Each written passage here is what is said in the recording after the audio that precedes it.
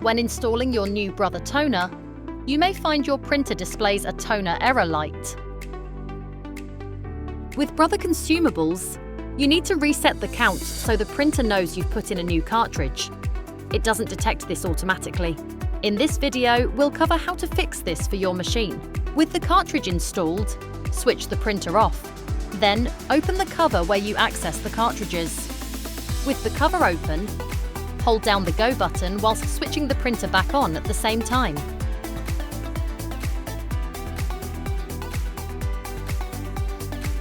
When the lights on the printer appear, release the Go button. Press the Go button twice, and when the lights appear on the printer, press the Go button again 5 times. The lights will flash, and when the ready light appears, you can close the cover. Your printer should now be ready to use.